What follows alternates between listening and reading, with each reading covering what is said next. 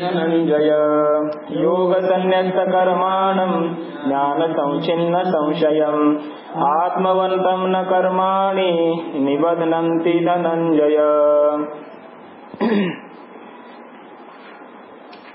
योगसन्न्यस्तकर्माणं ज्ञानसंच्छिन्न संशयम् आत्मवन्तं न कर्माणि निबध्नन्ति धनंजय। हे धनंजय, योग संन्यस्त कर्माणं ज्ञान संचिन्न संशयम आत्मवंतम कर्माणि न निबध्नन्ति। प्रस्तुत या ज्ञान कर्म संन्यास योग नावाच्या चौथ्या अध्यायामध्ये उपांत्य हा श्लोक आहे।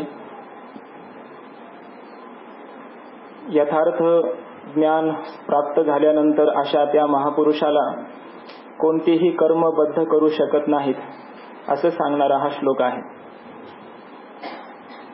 या अध्यायामध्ये सुरुवातीला अर्जुनाचा प्रश्न आहे।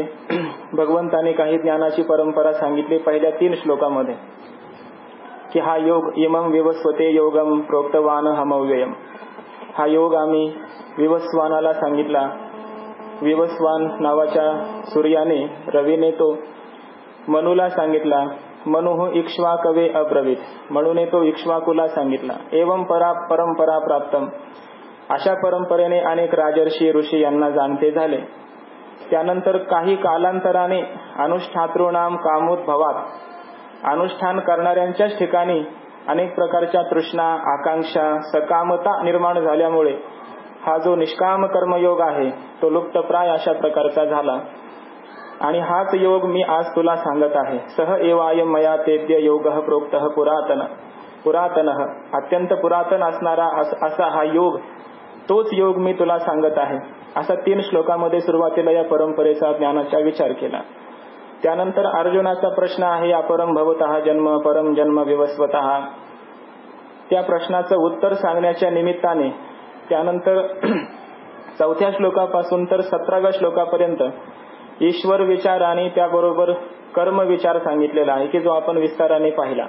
भगवंताचं स्वरूप काय, ईश्वर कसा आहे आणि ईश्वराचं स्वरूप काय आहे, ईश्वर काय करतो, मग त्याबरोबर कर्माचा विचार करावाच लागतो म्हणून मध्ये कर्मयोग सांगितला।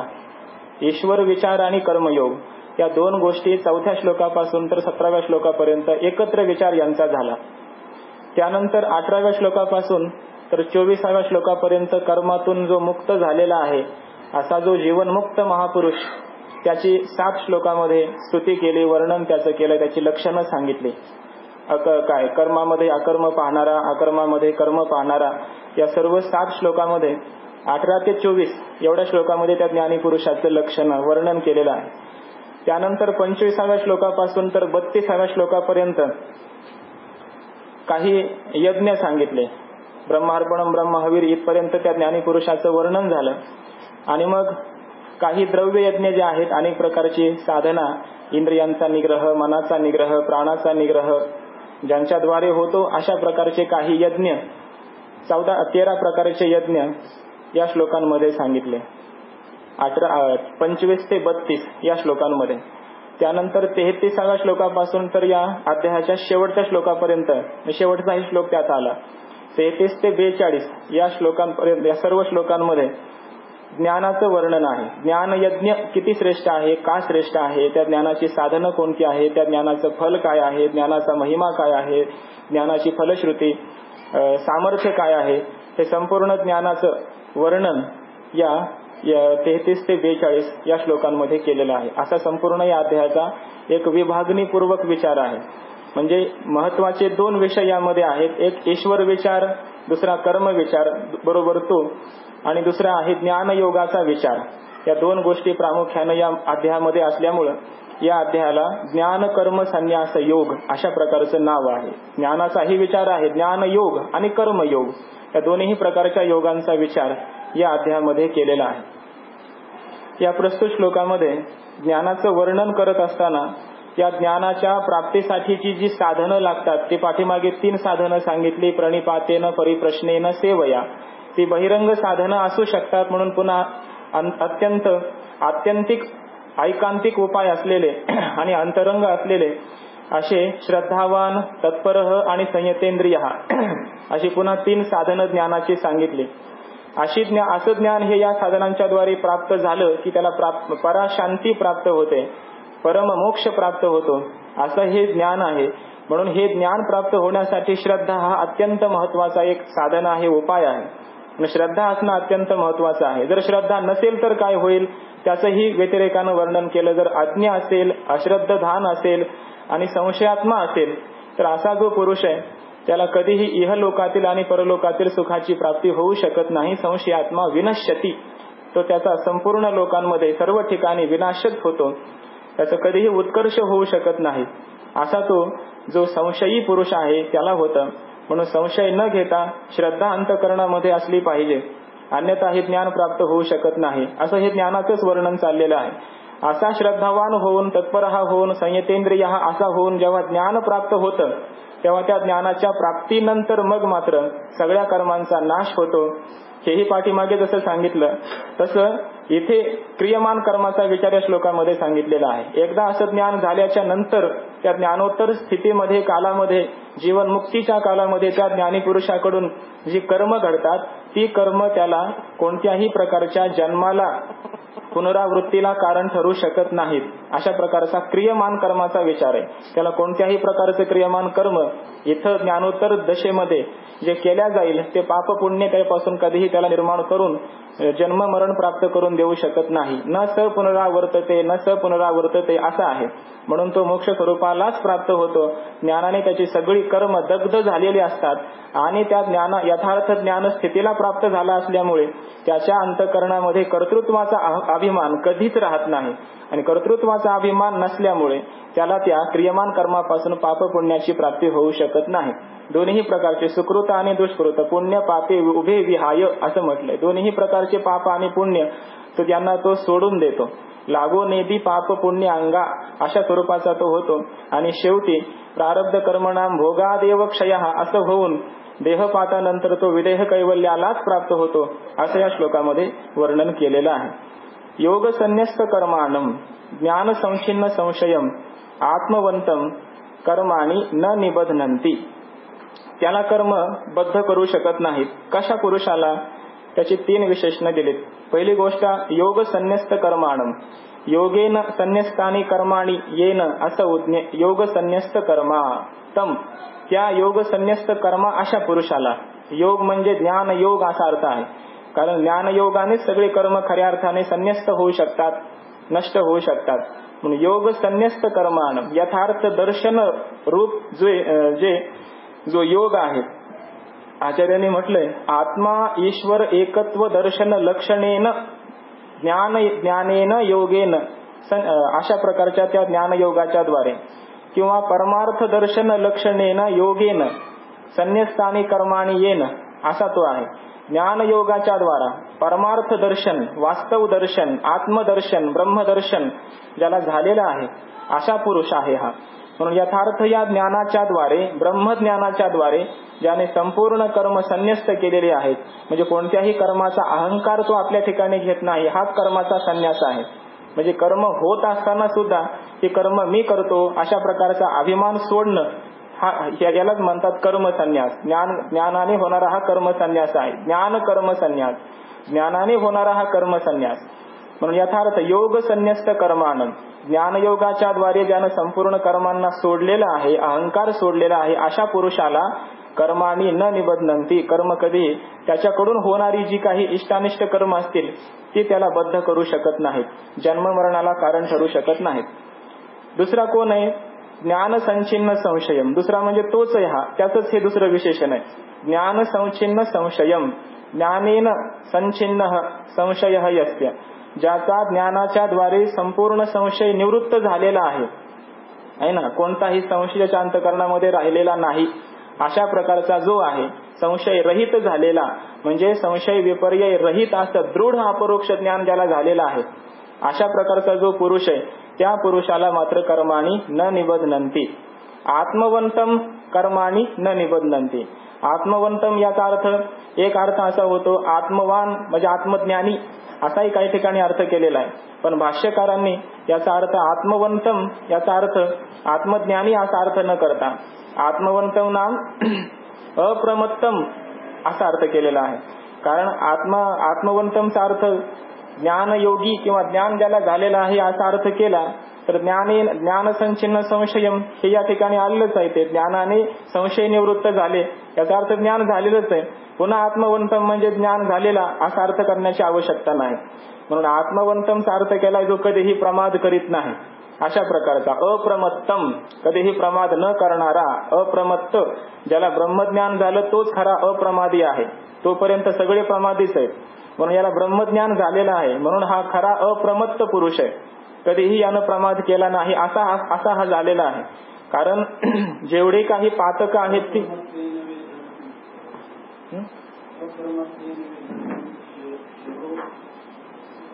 अप्रमत्तेन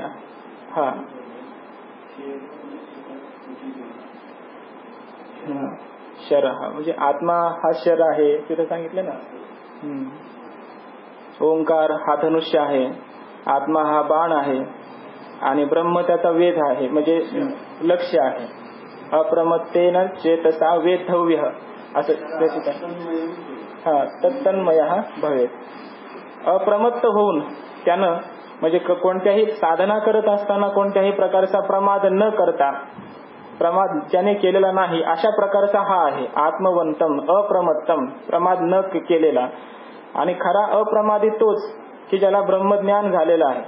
ब्रह्मज्ञान होईपर्यंत सगळे प्रमादीच आहेत.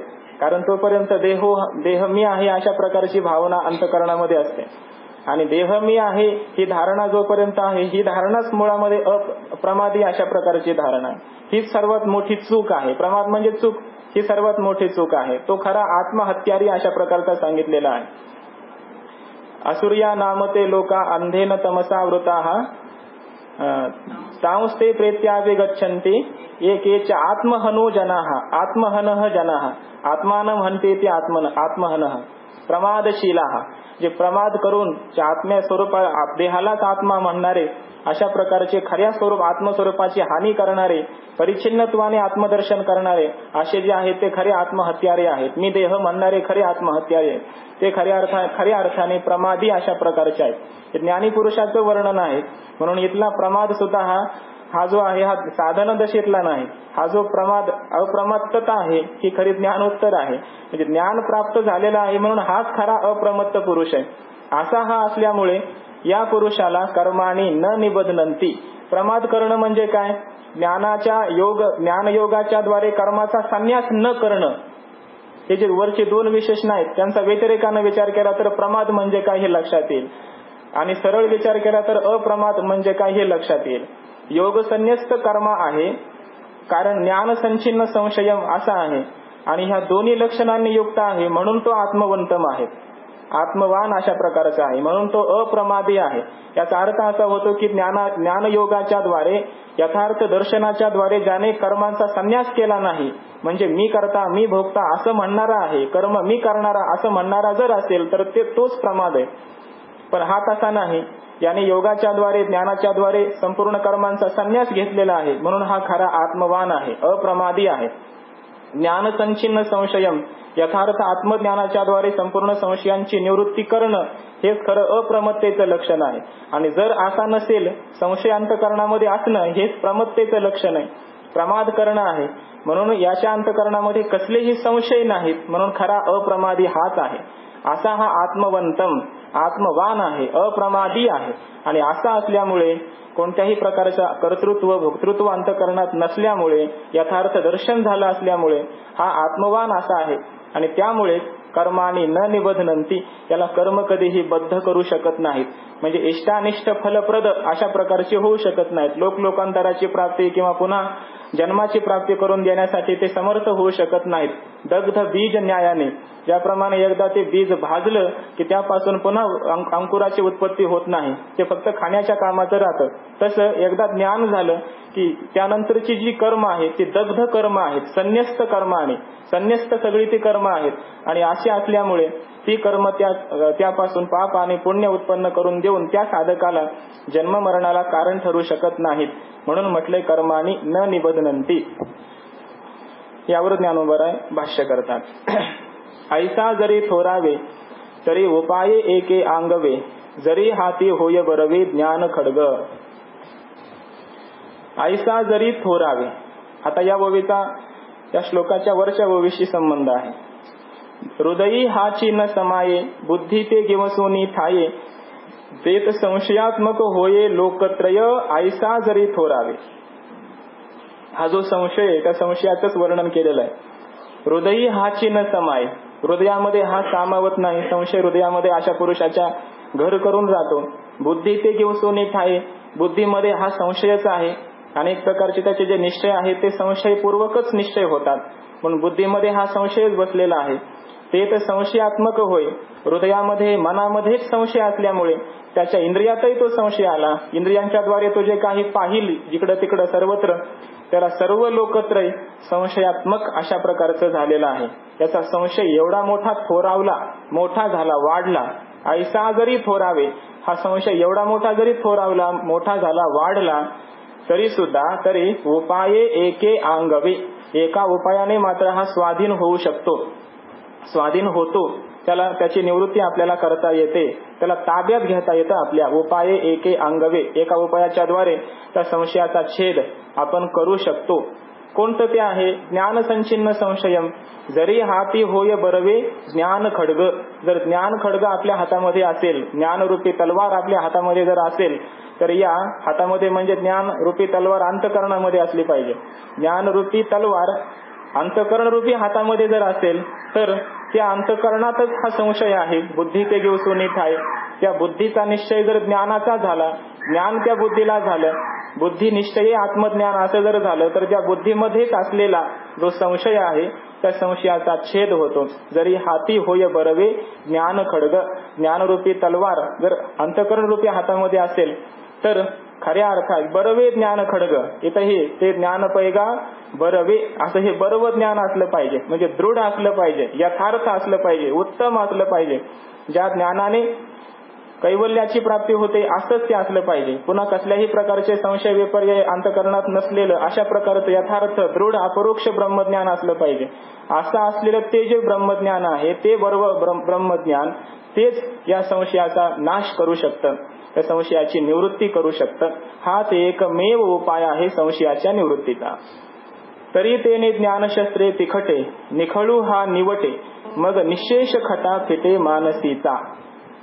तरी ज्ञान खड्ग बरवे ज्ञान खड्ग हाती होय तरी तेने ज्ञानशस्त्रे तिखटे, म्हणजे दोन्ही ओव्यांचं युग्मच आहे ते सुद्धा. तरी तेने ज्ञानशस्त्रे तिखटे, तर त्या अत्यंत तीक्ष्ण अशा धारदार अशा ज्ञानरूपी शस्त्राच्या तलवारीच्या द्वारे निखळू हा निवटे, हा संशय निखळू म्हणजे पूर्ण रूपाने संपूर्ण रूपाने तो अगदी निवटे म्हणजे नाहीसा होतो, नष्ट होतो.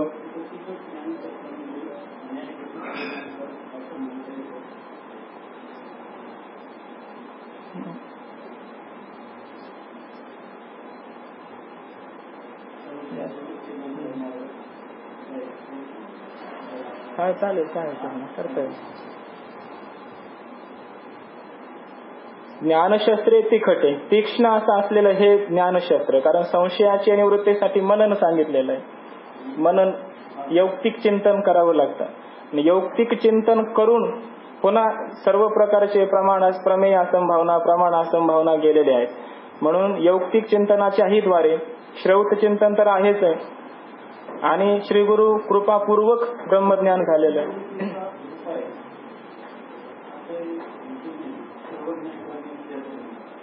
मनन आहे.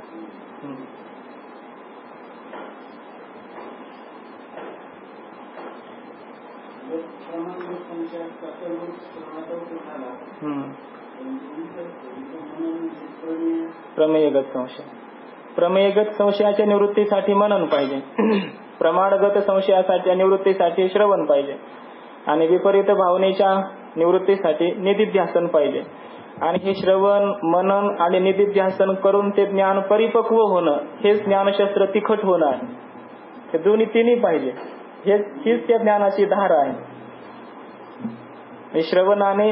श्रवणाच्या द्वारा आणि मननाच्या द्वारा आणि निदिध्यासनाच्या द्वारे त्या ज्ञानाला तीक्ष्ण, धारदार अशा प्रकारचं केलेलं आहे. नाहीतर ज्ञान झाल्यानंतरही कदाचित असंभावना, विपरीत भावना असू शकतात.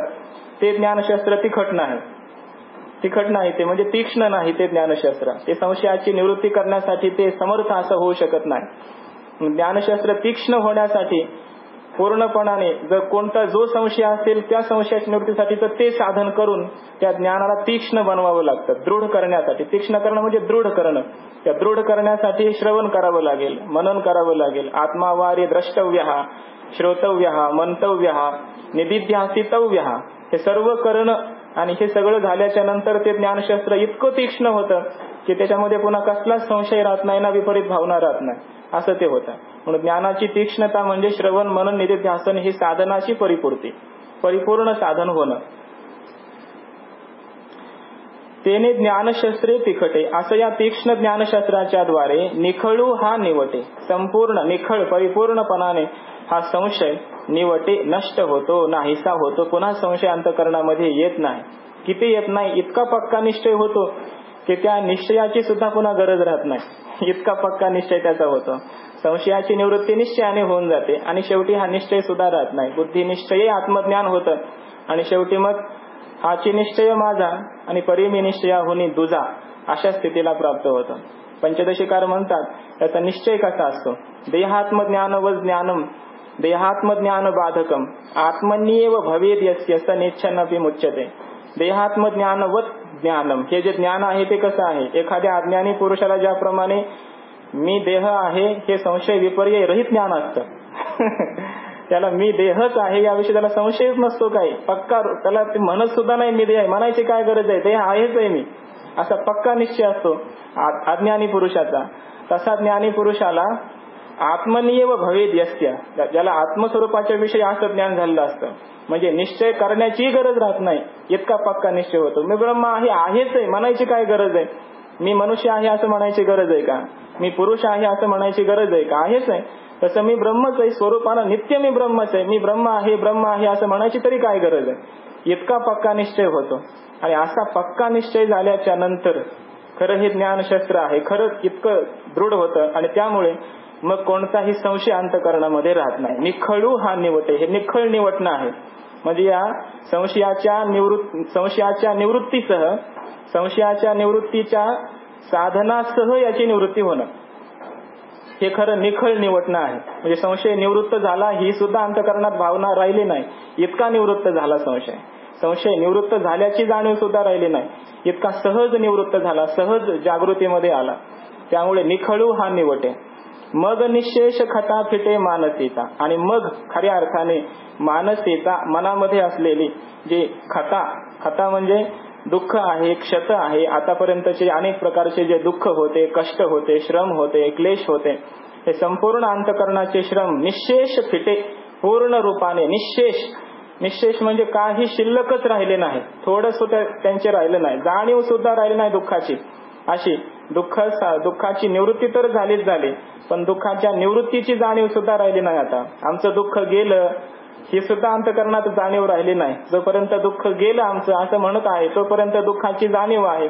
दुःख आम्हाला झालं होतं असा त्याचा अर्थ होतो, आणि दुःख झालं होतं याचा अर्थ तुम्ही दुःखी होते असा तुमचा भ्रम आहे. आणखी खऱ्या अर्थाने तुमची नित्यमुक्तता तुम्हाला प्राप्त झाली नाही असा अर्थ होतो. निशेष खता फिटे मानसीचा, अंतःकरणातलं निशेष पूर्ण रूपाने ते दुःख निघून जातं, म्हणजे त्या दुःखाच्या कारणासह ते निघून जातं. अज्ञानासह, कारणासह, संशयासह जेवढे काय ते दुःखाची कारण परंपरा असेल तर सर्व कारण परंपरेसह हे दुःख कायमचं निवृत्त होतं. आत्यंतिक दुःखाची निवृत्ती होते. याला म्हणायचं निश्शेष खटाफिटे मानसी. कारणासह वर्तमान कार्याची निवृत्ती ही निश्शेष निवृत्ती आहे. पण कारणासह दुःखाची निवृत्ती झाली. पुन्हा आता दुःख कधी उत्पन्न होणार नाही, प्राप्तच होणार नाही अशी निवृत्ती झाली. म्हणून ही अशी दुःखाची कायमची निवृत्ती झाली ती ज्ञानाच्या साधनाच्या द्वारे झाली. म्हणजे दुःखाची निवृत्ती, संशयाची निवृत्ती होईपर्यंत दुःखाची निवृत्ती होत नाही. आणि संशयाची निवृत्ती अज्ञानाची निवृत्ती झाल्याशिवाय होत नाही. आणि कारण त्या अज्ञानजन्य आहे संशय, पाठीमागे सांगितला. या ज्ञानाच्या अभावामध्ये हा संशय राहतो. आणि असं यथार्थ ज्ञान खड्ग, ज्ञान प्राप्त झालं की अज्ञान गेलं, अज्ञान गेल्यामुळे संशय गेला, आणि संशय गेल्यामुळे निश्शेष दुःखाच्या परिवारासह दुःखाची निवृत्ती झाली. म्हणून आनंदाच्या राशीवर हा कायमचा आता आरूढ झाला. आता कधीच त्याला दुःखाची प्राप्ती होणार नाही. आनंद रूप अशा प्रकारचा असा हा झाला. इथपर्यंत या ज्ञानयोगाचा अशी फलश्रुती, फल महापुरुषाचं या वर्णनही या श्लोकामध्ये झालं. आता यानंतर पुन्हा शेवटच्या श्लोकामध्ये या ज्ञानालाच प्राप्त करून घ्यावं आणि अंतःकरणामध्ये असलेले हे सर्व संशय आपण निवृत्त करून घेतले पाहिजेत. एवढं मोठी फलश्रुती जर या ज्ञानाची असेल तर हे ज्ञानच का आपण प्राप्त करून घेऊ नये. म्हणून तस्मात असं म्हणून असं आहे, त्या ज्ञानाचं एवढं मोठं फल आहे म्हणून, किंवा ज्ञानाशिवाय संशयाची निवृत्ती होत नाही आणि संशयाच्या निवृत्तीशिवाय दुःख होऊ शकत नाही. कारण संशयात्मा विनश्यती असा आहे. संशयात्मा पुरुष हा दुःखालाच प्राप्त होतो असा आहे. त्याची निवृत्ती झाली पाहिजे आणि निवृत्ती ज्ञानानेच होते. म्हणून ज्ञान प्राप्त करून घ्यावं आणि संशयाची निवृत्ती केली पाहिजे असा हा शेवटचा विचार, महत्वाचा विचार या श्लोकामध्ये भगवंत सांगतात. तस्माद ज्ञान संभूतम हृत्सं ज्ञानातिनात्मनः संशयं योग मातिष्ठोत्तिष्ठ भारत. तस्माद ज्ञान संभूतम हृत्सं ज्ञानातिनात्मनः चित्वैनं संशयं योग मातिष्ठोत्तिष्ठ भारत.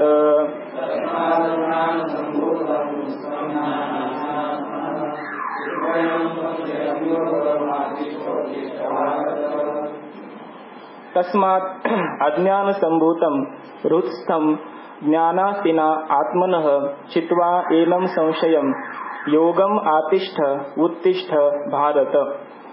हे भारत, तस्मात् अज्ञान संभूतम हृत्स्थं संशयं आत्मनः संशयं ज्ञानासिना चित्वा एनम राहिलं मध्ये. तस्मात् अज्ञान संभूतम हृत्स्थं एनम आत्मनः संशयं चित्वा योगम आतिष्ठ उत्तिष्ठ. हे भारत, भरतकुलोत्पन्न, भरत कुलामध्ये उत्पन्न झालेल्या किंवा भा म्हणजे ज्ञान, ज्ञानामध्ये रममाण असलेल्या हे अर्जुना, ज्ञानामध्ये तू रममाण होणार आहेस म्हणून तुला भारत असं म्हणतात. म्हणून भारत हे तुला संबोधन आहे. तस्मात म्हणून, तस्मातचा हाही अर्थ घ्या. तस्मात हा पहिला शब्द आहे आणि शेवटचा शब्द आहे भारत. भारत आहेस म्हणून, म्हणून तू ज्ञान प्राप्त करून घे.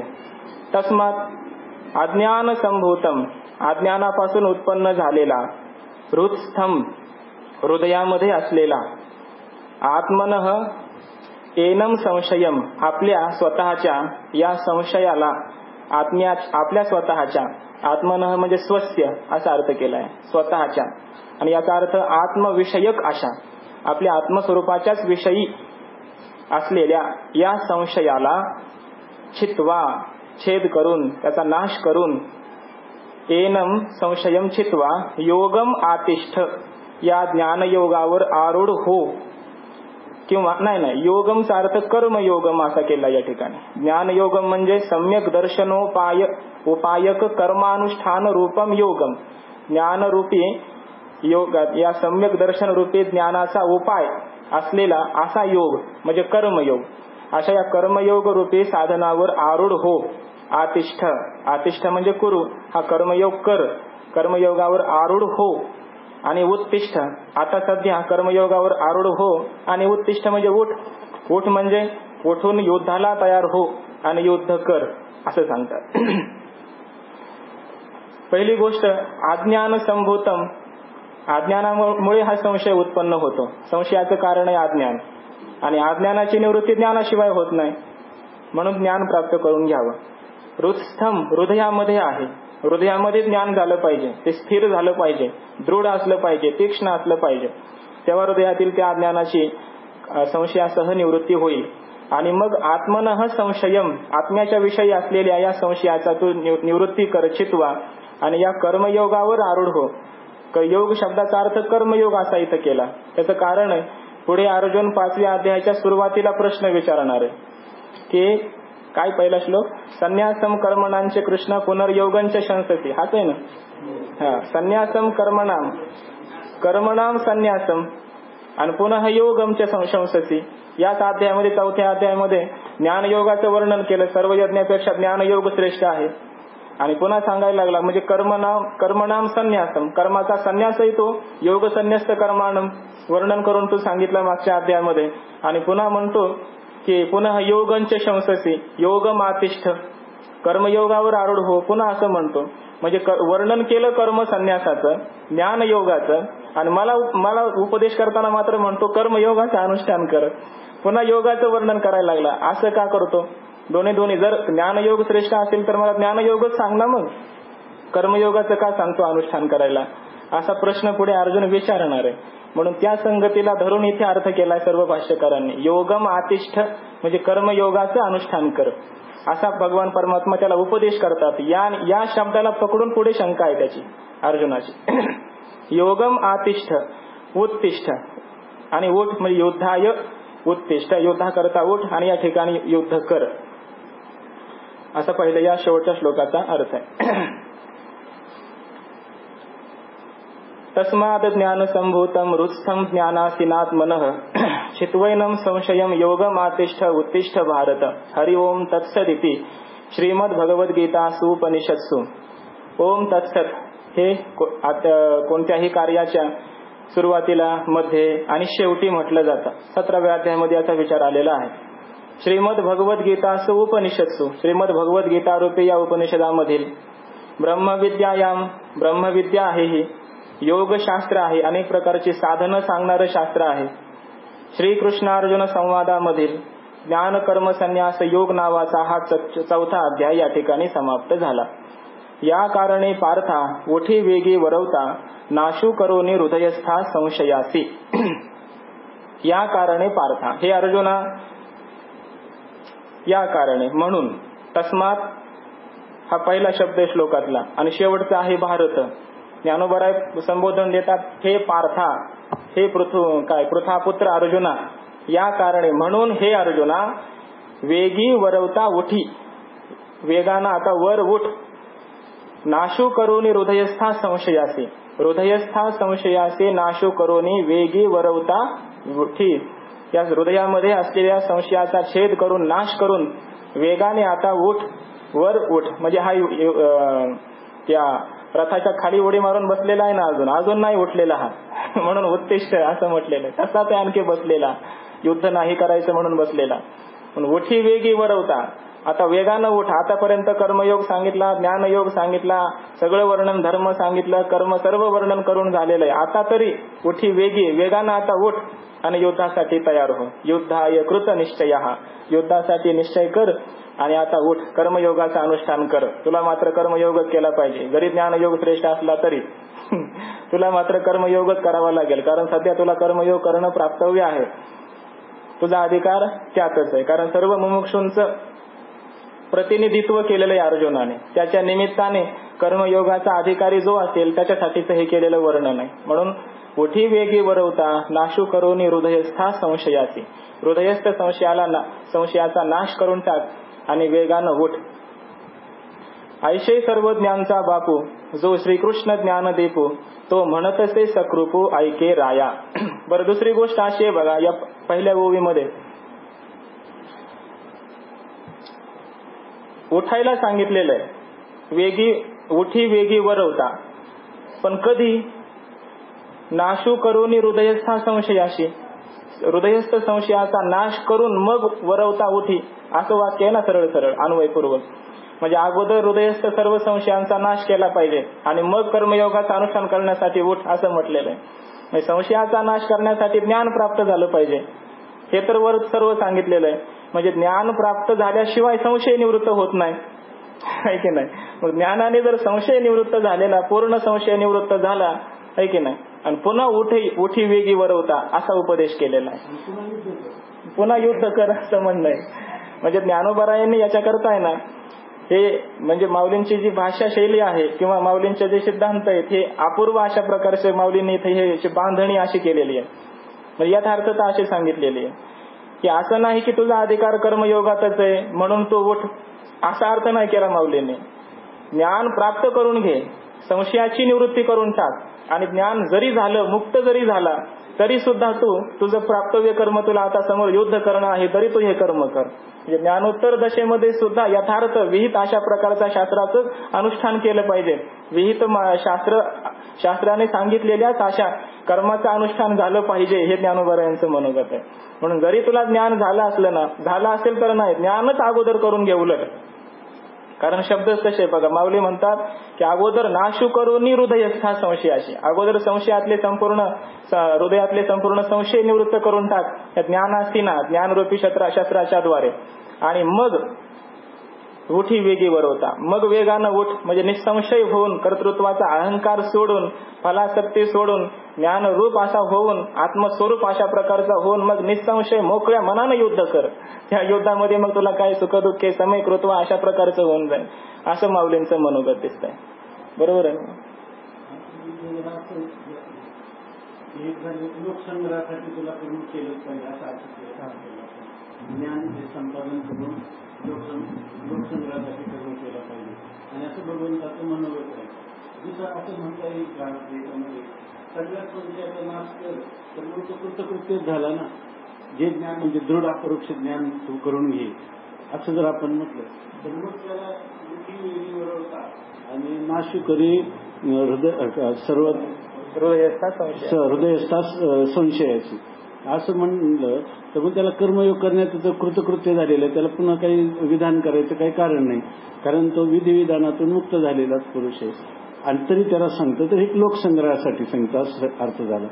दुसरा अर्थ जरी असा केला तर नाही चालणार का, की जरी तो कर्माचा अधिकारी असला तरी ज्ञान विषयी आणि कर्माविषयी त्याच्या अंतःकरणात संशय आहे. तर त्याच्यापैकी तो कर्माचा अधिकारी आहे, पण कर्म करण्याच्या अगोदर त्याच्या अंतःकरणामध्ये ब्रह्मविषयक जे संशय ते सगळे संशय गेले आणि जर त्याला परोक्ष ज्ञान व्यवस्थित झालं तर तो अपरोक्ष ज्ञानाचा अधिकारी होईल. बरं ना. तर तो अपरोक्ष ज्ञानाचा अधिकारी होईल. आता असा जो पुरुष आहे तर त्या पुरुषाला जर कर्माचा तो अधिकारी कधी असेल जर त्याचे मलविक्षेपादी असतील तर किंवा ईशत असतील तर थोडे तरी मल किंवा विक्षेप आहे, असा पुरुषाचा आवरणभंग होऊ शकत नाही. म्हणून त्याला लक्षात येईल की हा परोक्षाचं चांगलं बघा ना, आग्रह नाही म्हणजे असं चिंतन करता येईल का सगळे बघा. परोक्ष ज्ञानात परोक्ष ज्ञान जर त्याला यथार्थ झालं तर त्याचं परोक्ष ज्ञानात अपरोक्षामध्ये पर्यवसित होत नाही. ज्या अर्थी सगळं साधन असून फल निष्पत्ती नाही त्या अर्थीमध्ये प्रतिबंध मांडलाच पाहिजे. आणि मग तो प्रतिबंध आहे हे जर परोक्ष ज्ञानातून त्याला चांगल्या प्रकाराने कळलं, त्याने प्रमाणगत संशयाचं श्रवण करून निवृत्ती केली किंवा प्रमेयगत संशयाची मनन करून निवृत्ती केली तरी त्याच्या विपरीत भावनेचा नाश होत नाही. तरी त्या म्हणजे त्याला पूर्ण विपरीत भावना गेली असती तर त्याला सगळ्या संशयाचा उच्छेद होऊन दृढ अपरोक्ष ज्ञानच प्राप्त झालं असतं. परंतु ते प्राप्त झालं नाही किंवा ह्या अर्जुनाला होणं शक्य नाही कारण प्रतिबंध आहे. त्याचं प्रतिबंध असं का अधिकारच कमी पडल्यामुळं त्याने जर त्याचं काय त्याला वर्णाश्रम धर्माला उचित असं कर्मच करणं आवश्यक आहे हे भगवंताने जाणलं सर्वज्ञ परमात्म्याने. आणि अर्जुनाला हे संशयाचं निराकरण करण्यासाठी कशासाठी सांगितलं की परोक्ष ज्ञान यथार्थ झाल्यावर आता अपरोक्ष ज्ञानाला प्रतिबंध येणार नाही. आणि त्याला हे जेव्हा सगळं कळेल त्यावेळेला मी खरा अधिकारी कोणाचा आहे, कर्माचाच अधिकारी आहे, म्हणून आता कर्म करून हे प्रतिबंध निवृत्त करू असा अर्थ करता येईल. असं आहे अर्थ करता येईल नाही. कारण काय स्वामी महाराज म्हणायचे खरं अवघड काय आहे, परोक्ष ज्ञानच अवघड आहे, अपरोक्ष ज्ञान काहीच अवघड नाही. परोक्ष ज्ञान करून घेणे वर सुद्धा बऱ्याच ठिकाणी शास्त्राध्ययन करणं, स्वाध्याय करूनच हे निवृत्त होईल असा अर्थ निष्पन्न होतो की नाही अगोदर सुद्धा. तर तसं परोक्ष ज्ञान होणंच अवघड आहे स्वामी महाराज म्हणायचे. परोक्ष ज्ञानाच्या नंतर फक्त एकच पाऊल आहे परोक्ष ज्ञानाचा, तो कोणता, त्या ज्ञानाला मी म्हणणं आहे की नाही, एवढंच आहे. त्यामुळे तरी म्हणजे एवढं जर करीत गेला की प्रमाणासंभावना आणि प्रमेय असंभावनासाठी जरा संशयाचे म्हणजे प्रमेयगत संशय आणि प्रमाणगत संशय जर त्यांनी निवृत्त केले त्याला मोक्ष दूर नाहीच आहे, मोक्ष दूर नाहीच आहे, त्याला फक्त त्याला मी म्हणायचं. आता त्या मी म्हणण्याला जो प्रतिबंध आहे हा जर अर्जुनाला कळला आणि त्याच्याविषयी संशय राहिला नाही तर नाशू करून हृदयस्था संशयाशी, तर अशा वेळेला सगळ्या संशयाची जर निवृत्ती झाली माझ्या अधिकाराप्रमाणे मी ज्ञान संपादन करावं की कर्म संपादन कर्मयोगाचं अनुष्ठान करावं अशी जर त्याची संशय असेल तोही आता निवृत्त होईल की नाही, तोही निवृत्त होईल. मी अधिकारी कोणाचा आहे, कर्माचा. आणि मग तो म्हणेल भगवान त्याला म्हणतात तस्मात काय योगम आतिष्ठ आणि उत्तिष्ठ. योगम आतिष्ठ कर्मयोगाचं अनुष्ठान कर, बरोबर आहे, संशयच राहिला नाही, आता कर्मयोगाचंच अनुष्ठान करतो असं म्हणेल की नाही. हे एवढं भगवंताचं काय झालं मनोगत झालं. पण आता हाच जर अर्थ केला तर पुन्हा 5व्या अध्यायाच्या सुरुवातीला मग पुन्हा शंका करण्याचे कारण दिसत नाही. आणि 5व्या अध्याय तो सरळ म्हणतो संन्यास आपलं संन्यासम करणं कृष्ण पुनर्योगंच शंससी यश्रेय हेतोयो रेकम तन्मे ब्रूहि सुनिश्चितम. तूच मला कर्माचा संन्यासही सांगतो आणि कर्माचा योगही सांगतो, जे माझ्या कल्याणाचा असेल ते कोणतं तरी एकच सांगणार असं म्हणतो. आणि आता आपण ह्याप्रमाणे चिंतन केलं तर अर्थ काय झाला की या संशय निवृत्त होईल आणि तो कर्माचं अनुष्ठान करेल. पण अजूनही संशय आहेच ना त्याच्यात, ऐके नाही. तर हे सांगितलं म्हणजे भगवंताचा हा भाव आहे, भगवंताचं हे मनोगत आहे, अजून अर्जुनाला समजलं नाही. आणि 3ऱ्या अध्यायात कर्मयोग आणि ज्ञानासंबंधाने विचारणारा प्रश्न आणि हा विचारलेला प्रश्न ह्या दोन्हीमध्ये भेद आहे असं सगळे भाष्यकार सांगतात. आनंदगिरी, मधुसूदन सरस्वती, भास्कर. तिथला प्रश्न वेगळा आहे आणि इथला प्रश्न वेगळा आहे. तर आता तिथं जे होता त्याच्यापेक्षा अर्जुनाचा बराच समज यथार्थ झालेला आहे, यथार्थ सामंजस्य कळालेलं आहे. आता एवढंच म्हणणे कर्म मोक्षाचं साधन ज्ञानच आहे, याच्याबद्दल संशय नाही. आणि कर्माने चित्तशुद्धी किंवा चित्तशुद्धीच्या द्वारा मोक्ष होतो सोपान परंपरेने, याच्याबद्दल आतापर्यंतच्या चिंतनाने अर्जुनाच्या मनात संशय राहिला नाही. आता अर्जुन जे विचारतो ते ह्या एवढ्यासाठी विचारतो की फक्त तू संन्यास आणि कर्मयोग, कर्मसन्यास आणि कर्मयोग दोन्ही सांगतो पैकी मला असं वाटतं की माझं कल्याण होण्यासाठी माझ्या अधिकारानुरूप जो कर्म संन्यास की कर्म योग याविषयी आता तुम्हाला निश्चित शिक्कामोर्तब कर, मी त्याप्रमाणे करेन असा अर्थ जर घेतला तर चालेल. आहे की नाही. अर्जुनीचं जे बोलतो त्यामुळे त्याचा संशय तसाच राहिलेला आहे असाही त्याचा अर्थ नाही. आतापर्यंत झालेल्या चिंतनाने त्याला हे निश्चित कळलंय की कर्मयोग आणि ज्ञानयोग यांचं साधन, यांचं स्वरूप, यांच्या फल याच्यामध्ये भिन्नता आहे. पण मात्र क्रमयोगाच्या द्वारा पाहिलं तर कर्मयोग हा ज्ञानयोगा फलाला प्राप्त करून देणारा आहे आणि तद्वारा मोक्षाला प्राप्त करून देणार आहे, याच्याबद्दल संशय नाही. अर्जुनाला आपलाच अधिकार आजमावता येत नाही असं दिसतं. म्हणून त्या माझ्या तू आणि मी आता समक्ष तू माझ्यात दररोज आहे, माझा सखा आहे, तर आता यत् श्रेया निश्चितम चात तन मे ब्रूहि, माझं कल्याण जेणेकरून होईल ते तू सांग, मी आता ते करीन. परंतु असं जरी अर्जुन म्हटला तरी पुढे गीता इतकी चाललेली आहे तरी अर्जुनाने कबूल केलेलं सगळ्या ठिकाणी दिसत नाही. मग याचा अर्थ हा जो विचार आहे हा अधिक विस्ताराने पुन्हा करून त्याच्यामध्ये अर्जुन शेवटच्या याच्यामध्ये नष्टो महा स्मृतिर्लब्धात् प्रसादान मयाच्युत स्थितोस्मी गतसंदेहा, आता माझे संशय निरसन झाले असं म्हणतो. याचा आता हे प्रकरण जे आहे तिथपर्यंत चालतं की जोपर्यंत अर्जुन म्हणत नाही करिष्ये वचनम तव, मी असं चिंतन करायला काही हरकत नाही.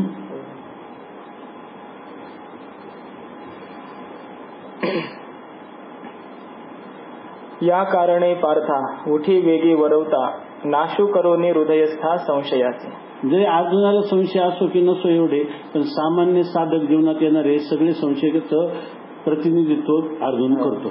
आणि भगवान त्या ठिकाणी त्या संशयाच्या निराकरणाचं स्वरूप या ठिकाणी गुरु कसा करतो याचं प्रतिनिधित्व करतो. किंवा त्या गुरु शिष्य परंपरेत ह्या संशयांचं निराकरण कसं व्हावं याविषयी इथं हे करत असताना नुसती प्रमाणा संभावना दूर होती असं नाही, प्रमेया संभावना पण दूर होईल आणि विपरीत भावना दूर होऊन निष्प्रतिबंध त्याला ज्ञान होईल. आणि त्याच वेळेला अजून म्हणतो की नाही आता तव वचनम करीशे, तुझ्या वचनासारखं करेल. अगोदर म्हणतो तू कल्याणाचं मला सांग, पण कल्याणाचं सांगितलं का अर्जुन पण आणि परंतु करीतच राहिला. म्हणजे याचा अर्थ जोपर्यंत मनुष्य गुरुने किती सांगितलं पण आणि परंतु म्हणतो तोपर्यंत त्याला अजून त्याला चिंतन श्रवण करण्याची किंवा करवण्याची आवश्यकता आहे. कुठपर्यंत करायचं तर जोपर्यंत करीशी वचनम तव म्हणत नाही तोपर्यंत, ऐकून तोपर्यंत त्याला करावं लागेल. आता ते त्याला किती दिवस करावं लागेल हे होईपर्यंत, किती दिवस लागो की वर्ष लागो की जन्म लागो, तोपर्यंत त्याला हेच चिंतन करावं लागेल, आहे की नाही.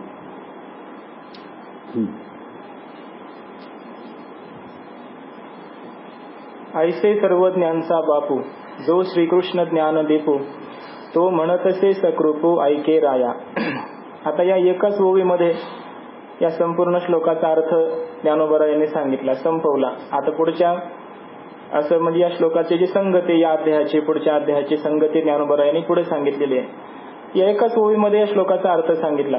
म्हणजे रुत्स्थम, ज्ञानासीना, आत्मनः या कोणत्याही जास्त प्रत्येक पदाचं भाष्य या श्लोकावर खालच्या ओव्यांमध्ये माऊलींनी केलं नाही. एकाच ओवीमध्ये वर्णन करून संपवलं.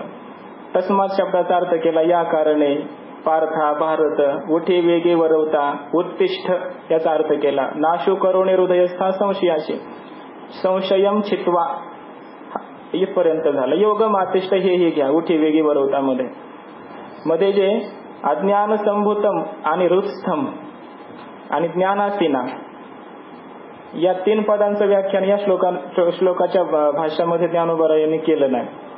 का केलं नाही याचं व्याख्यान मागेच झालेलं आहे, अगोदरच करून टाकलेलं आहे.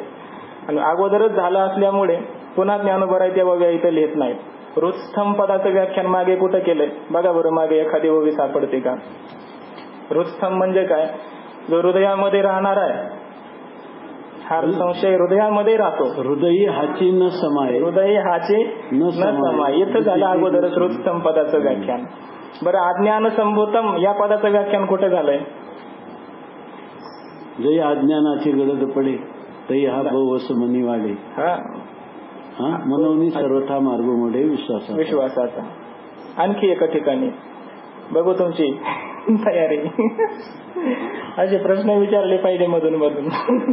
नाही कोण म्हणतो हा ज्ञानाची अभाव. भाव तुम्ही नका सांगू, तुम्हाला यश आलं पाहिजे ना.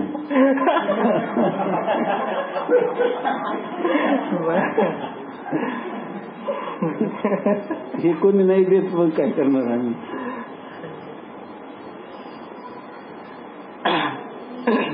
ज्ञानाच्या अभावा माझी असे अज्ञान संभूतम. आणि रुत्स्थमचा अर्थ केला हृदय हाची न समाई, इथं पाठीमागे याचं वर्णन झालंय. आणि ज्ञानासीना, आत्मनः आणि ज्ञानासीना या पदांचंही व्याख्यान मागच झालेलं आहे बघा.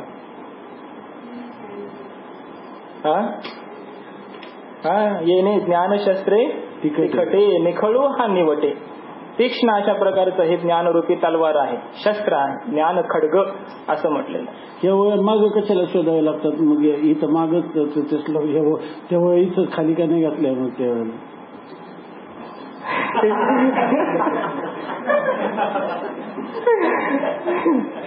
श्लोकांना घाई झाली, त्या श्लोकांना घाई झाली आणि ते बसले जाऊन मध्ये, त्यामुळे असं झालं. चांदोळ्यांना म्हणायचे ना दादा, त्यांना आपल्या माऊलीच्या मुखात कुठतरी स्थान मिळालं पाहिजे ना. ज्ञानेश्वरी मग पटापट एकाच वेळेला गेले. निवृत्तीनाथ महाराज म्हणे स्नानाला गेले होते आणि तिकडून येईपर्यंत ज्ञानेश्वरी तयार झाली. ते म्हणे ज्ञानोबा तुम्ही हे नाही श्लोक नाही लिहिले म्हणजे तुम्ही सांगितलं की श्लोकाचं लिहा टीका लिहिली कोणत्या श्लोकावर नाही लिहिलं का म्हणे नाही लिहिलं मग ते करा. ते ज्ञानेश्वरी उघडली तर सगळे श्लोक जाऊन बसले होते आतमध्ये. कारण मग त्याच्यावर घाई गडबडीत हे म्हणतो मला ते म्हणतो थोडं मागं पुढं झालं मग त्याच्यामुळं असं ते छान यांना सांगायचं. हा शेवटचा श्लोक आहे बिचारा त्याला मागून येता येता उशीर झाला. अगोदर त्यांनी जागा घेऊन ठेवली अगोदर.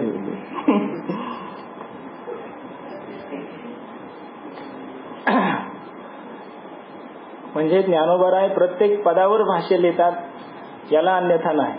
प्रत्येक पदावर ते श्लोकाच्या मागे पुढे 4 श्लोक सोडून कुठेतरी मागे असेल कुठेतरी पुढे असेल पण त्या प्रत्येक पदाचं भाष्य अर्थ ज्ञानेश्वरीमध्ये सापडतो. ऐसे सर्व ज्ञानचा बापू जो श्रीकृष्ण ज्ञानदीपू तो म्हणतसे सकृपो ऐके राया. तर संजय म्हणतो धृतराष्ट्राला की संगती सांगतायत ज्ञानोबराय. ऐसे अशा प्रकारे संजय म्हणतोय धृतराष्ट्राला हे राजा ऐका ऐशे सर्वज्ञांचा बापू अशा प्रकारे सर्वज्ञांचाही बाप असलेला सर्वज्ञ जेवढे काही सर्वज्ञ कल्प ऋषी मुनी असतील व्यास महर्षींसारखे सर्वज्ञ सर्व जाणणारे आहेत किंवा सर्वज्ञ कल्प ईश्वर आपलं वेद त्या वेदाचाही हा बाप आहे भगवान श्रीकृष्ण परमात्मा ईश्वर. सर्वज्ञांचा बाप असलेला जो श्रीकृष्ण ज्ञानदीपू ज्ञानाचा दीप असलेला ज्ञान घन असलेले असे भगवान श्रीकृष्ण परमात्मा तो म्हणतसे सकृपू म्हणतसे असा भगवान श्रीकृष्ण परमात्मा अर्जुनाला कृपेने युक्त होऊन दयाळूपणाने अर्जुनाला हे सर्व ज्ञान सांगत आहेत म्हणतसे असं म्हणत आहे. म्हणजे काय म्हणतात या कारणे पार्था उठी वेगी बरवता नाशू करुणे हृदयस्था संशयाशी आणि मग योगम आतिष्ठ उत्तिष्ठ युद्धासाठी तयार हो असं भगवान श्रीकृष्ण परमात्मा कृपेने युक्त होऊन सर्व या ज्ञानाचा उपदेश करून शेवटी युद्धाला सुद्धा तयार हो असं म्हणतात असं संजय सांगतो धृतराष्ट्राला. तव या पूर्वापर बोलाचा विचारूनी कुमरू पंडूचा कैसा प्रश्न अवसरीचा करिता होईल. आता हे सुद्धा इथून पुढे ज्ञानोबराय आता श्रोत्यांशी बोलतायत. तव या पूर्वापर बोलाचा तव त्यावेळी या पूर्वापर बोलाचा पूर्व म्हणजे मागच्या अपर म्हणजे पुढच्या मागच्या पुढच्या शब्दांचा वाक्यांचा विचार करून बोलाचा विचारूनी कुमरू पंडूचा पंडू राजाचा जो कुमार अर्जुन तो कैसा प्रश्न अवसरीचा करिता होईल. अवसरीचा म्हणजे समयोचित अत्यंत योग्य अशा प्रकारचा प्रश्न कसा करता होईल ते कथेची संगती खालच्या ओवीशी या ओवीची संगती आहे युग्म आहे. तव या पूर्वापर बोलाचा म्हणजे पूर्वापर शब्दांचा वाक्यांचा विचार करून प्रश्न करेल अर्जुन. विनाकारण प्रश्न करणार नाही. म्हणजे प्रश्न करण्यासाठी सुद्धा अधिकार असला पाहिजे. कोणीही प्रश्न विचारू नये. जेव्हा सांगणारा वक्ता काहीतरी सांगतो किंवा एखाद्या ग्रंथाचं अध्ययन चाललेलं आहे त्यावेळी जिथपर्यंत विषय आलाय तिथपर्यंतचा संपूर्ण मागचा पुढचा विषय तयार पाहिजे प्रश्न विचारणाऱ्याचा तर प्रश्न विचारावा अन्यथा नाही. पण अर्जुन मागच्या पुढच्या संपूर्ण बोलण्याचा अर्थ ध्यानामध्ये घेऊन पूर्ण विचार करून मग प्रश्न विचारील.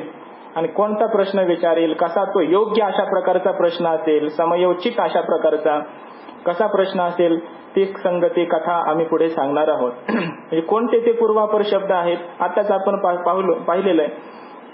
अगोदर सांगितलं योग संन्यस्त कर्माणम वगैरे किंवा श्रेयान द्रव्यमयात यज्ञ ज्ञान यज्ञ परंतप सर्व द्रव्यादी यज्ञांपेक्षा ज्ञान यज्ञ मोठा आहे श्रेष्ठ आहे असं वर्णन केलं पाठीमागे. आणि पुन्हा शेवटी म्हणता योगमातिष्ठ हे उत्तर वाक्य आहे. पुढचं वाक्य अगोदरचे वाक्य ज्ञानाचं वर्णन करणारे शेवटचं वाक्य आलं शब्द आला योगाचा अनुष्ठान कर्म अनुष्ठान कर असा पूर्वापूर शब्दांचा विचार करून मग अर्जुन भगवंताला प्रश्न विचारेल. काय प्रश्न विचारेल ते येणारच आहे पुढे. संन्यासम कर्मणाम कृष्ण पुनर्योगांच्या शंससी यश्रेय येतयोरेकम तन्मे ब्रूहि सुनिश्चितम.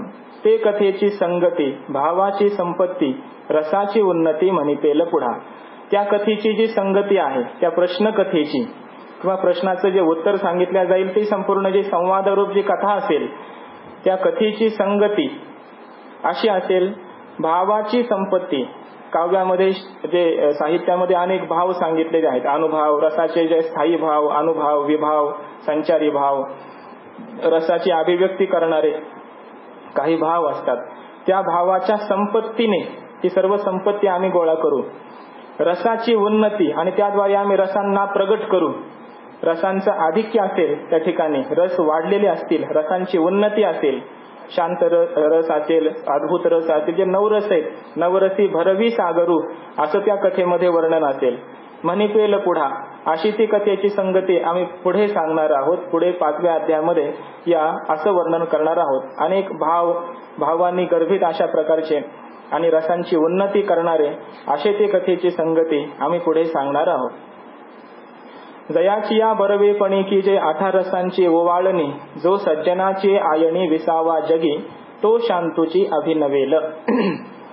जयाची या बरवेपणी, ज्या शांतरसाच्या बरवेपणामध्ये, सौंदर्यामध्ये, की जे 8 रसांची ओवाळणी, बाकीच्या 8ही रसांना ओवाळून टाकावं ज्या शांतरूपी रसावर, असा जो शांतरस आहे तो शांतूची अभिनवेल. तो शांतरसच विशेष रूपाने प्रगट होईल पुढच्या अध्यायामध्ये.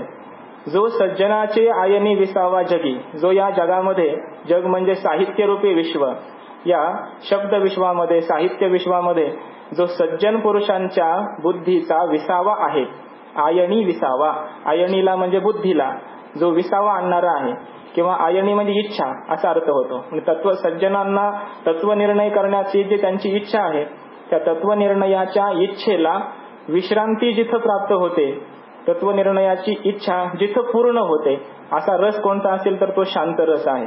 म्हणून असा शांतरसच आमच्या पुढच्या कथेमध्ये प्रगट होईल, विशेष रूपाने प्रगट होईल. ज्या शांतरसावरून बाकीचे सर्व रस ववाळून टाकावेत, म्हणजे सर्व रसामध्ये सर्वश्रेष्ठ रस हा शांतरस आहे, हे ज्ञानोबरायांच्या मताने या ठिकाणी सिद्ध होतं. ज्ञानोबराय म्हणतात ही सगळी रस त्या रसावरून ववाळून टाकावेत, शांत रसावरून. काही प्रत्येक साहित्यिक वेगवेगळे रस हे प्रधान मानतात. शृंगारमेव रसनात रस महामनामह असं काही काव्यकारांचं म्हणणं आहे की शृंगार हा सर्वश्रेष्ठ अशा प्रकारचा रस, राग म्हटले शृंगार रसाला, सर्व रसांचा राजा म्हणतात. बाकीचे इतर लौकिक कवी शृंगार रस प्रधान मानतात. काही करुण रसाला करुण ह एव रस, सर्व रसात करुण ह एव रस, करुण हाच खरा रस आहे. रामायणामध्ये वगैरे जो करुण रस आला, त्या करुण रसालाच खरा रस मानणारे असे काही कवी आहेत. प्रत्येक रसाला असं श्रेष्ठ मानणारे. काही जे अत्यंत उच्छृंखळ बुद्धीचे आहेत ते मात्र हास्य रसालाच रस म्हणतात. हसणं जर असेल, त्यामध्ये उत्पन्न होत असेल, निर्माण होत असेल, तर तोच खरा रस आहे असे म्हणणारे काही जण असतात. पण प्रत्येक रसाची श्रेष्ठता सांगणारे वेगवेगळे कवी आहेत.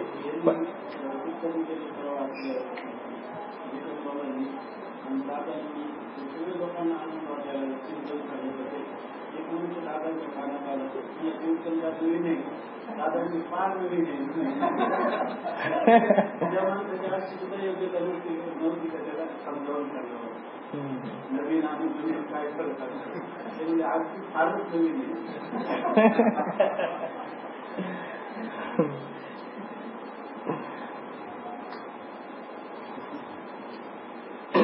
हास्यरसाचा जे प्रधान म्हणतात ते अधिकारीच नाही, अधिकारीच भाव आहे, काही भाव आहे, वैरागी. त्याला जर तुम्ही हास्यरसाचा माणूस असेल त्याला काय होईल, तिथं ते नाही ना खाली विखुरली जो जे तिचे गौरव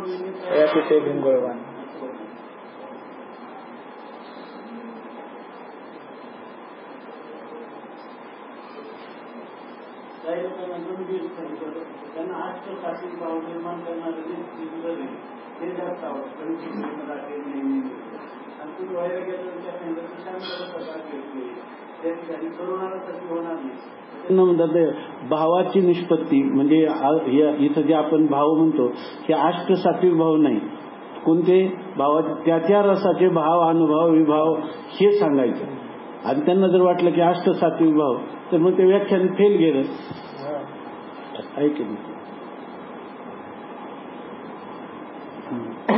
असं प्रत्येक रसाला श्रेष्ठता देणारे लोक आहेत. पण अध्यात्मामध्ये जे संत कवी आहेत त्यांनी मात्र शांत रसालाच प्रधान मानलेला. साखरे महाराज सांगत असतात तिकडून आल्यावर ते त्यांच्या मातोश्री यशोताई ते म्हणत असतात, ते कीर्तन करून आले की त्यांना विचारायचे काल कीर्तन कसं झालं, चांगलं झालं म्हणून. ते किती लोक होते म्हणे 5-25 लोक होते याच्यामध्ये. आणि लोक झोपत होते का, कोणी थोडे लोक ते पण झोपत होते. आज तू कृष्णा तुझं कीर्तन, त्यांचं नाव कृष्ण आहे, तर ते म्हणत होते की कृष्ण आज तुझं कीर्तन चांगलं झालं. आणि जर कधी म्हटले की आज लोक हजारो लोक पण फार अगदी सारखे ताट मानेने राहिले, कोणी झोपलं नाही, जांभई दिली नाही, आज तुझं कीर्तन व्यवस्थित झालं नसेल म्हणून. कारण आज तू हास्य करुणा दुसरा कुठला तरी रस सांगितला असला पाहिजे असं त्यांच्या ते म्हणायचं असते. सांगितलं ते ना खडकी जैसे वर्षले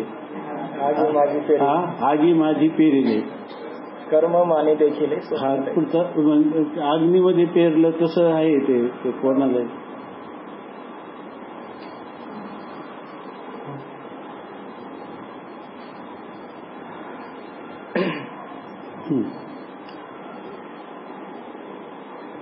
शांतरस प्रधान अशा प्रकारची संगती, कथा कथेची संगती पुढच्या अध्यायामध्ये सांगितली जाईल.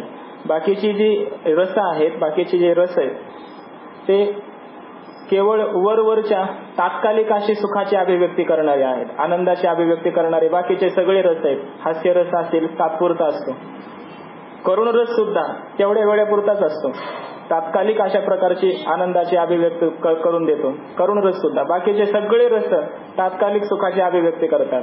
शांत रस मात्र कायमच्या सुखाची अभिव्यक्ती करून देणारा. त्या सुखाची अभिव्यक्ती इतकी अभिव्यक्ती होते की ती अभिव्यक्ती सुद्धा शांत होते. इतका हा शांत रस महत्वाचा आहे, गोड आहे. शांत सुखाची प्राप्ती करून देणारा हा शांत रस आहे, नित्य सुखाची प्राप्ती करून देणारा. मग नित्य सुखाची प्राप्ती करून देण्यासाठी म्हणून या शांतरसाचीच आवश्यकता आहे. शांतरसातच हे व्याख्यान झालं पाहिजे, तरच ह्या ज्ञानाची अभिव्यक्ती होईल, ज्ञान प्राप्त होईल. म्हणून शांतरसाला प्रधान रस असं संत काव्यामध्ये मानलेलं आहे आणि हे निश्चित आहे. जेथ शांताची या घरा अद्भुत आला आहे पाहुणेरा, येराही रसा पांथी करा झाला मानू. येर रस हे फक्त वाट सर्व आहेत, त्यांना मान तेवढ्यापुरती मान्यता, एक अतिथी देवो भव म्हणून त्यांना थोडी मान्यता द्यावी लागते त्या त्यावेळी विश्वरूप अध्याय सांगायचं म्हटलं की. पण खऱ्या अर्थाने तिथं सुद्धा ज्ञानोबरायांच्या दृष्टिकोनातून शांताचं घर आहे आणि अद्भुत रस तिथं पाहुणा म्हणून आलेला आहे. अद्भुत रस हा सुद्धा पाहुणा आहे, म्हणजे कायमचा नाही, तोही जाणारा असतो पाहुणा.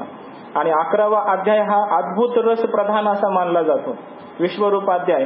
पण माऊली तरी म्हणतात तिथंही शांताचंच घर आहे खऱ्या अर्थानं. तिथंही त्याही अध्यायामध्ये तिथंही सुद्धा वैशिष्ट्य ज्ञानोबरायांचं आहे. इथंही ज्ञानोबरायांनी योजलेले सगळे रस जरी कुठं कुठं दिसत असले अभिव्यक्त स्वरूपात, तरी त्यांचं पर्यवसान जेणेकरून शांतरसात होईल अशी संपूर्ण ग्रंथाची मांडणी रचना.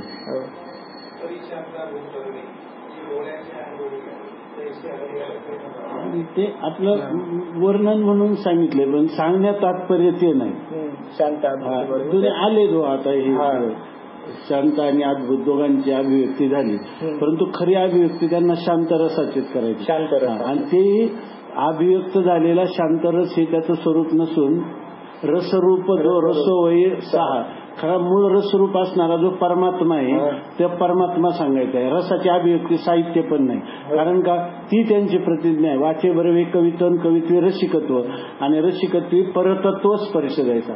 तो सुद्धा रसाचा अवतरण करणं हे त्यांचं मुख्य कार्य नाही, आहे की नाही. तिथं तात्पर्याचं अवतरण करणं हे मुख्य कार्य आहे. भावाचे अवतरण अवतरविती निज कोण, हातातडे संपूर्ण तत्वबोध, हे माऊलींचं खरं उद्दिष्ट आहे की नाही. हे जरी तुम्ही म्हणले ना शांतरसन वैराग्य हा त्याचा स्थायीभाव, हे सुद्धा केलं चिंतन तर चांगली गोष्ट आहे. वाचे बरोबर कवित्वी रसिकत्व एवढं बरोबर आहे, परंतु आमचं उद्दिष्ट ते नाही. परतत्व स्पर्श हे त्याचं उद्दिष्ट आहे, नाही का. आणि परतत्वाचा स्पर्श म्हणजे कोणता, तर त्या ठिकाणी ब्रह्मसंस्पर्श, अहम ब्रह्मास्मी किंवा सर्वम खलिदम ब्रह्म, हे. आणि हा जो शांत रस आहे खरा हा रस आहे, किंवा आता हा शांत रस नाही, हा रस शांत आहे, आहे की नाही. बरोबर आहे ना. याच्यामध्ये हा रसच शांत आहे असं.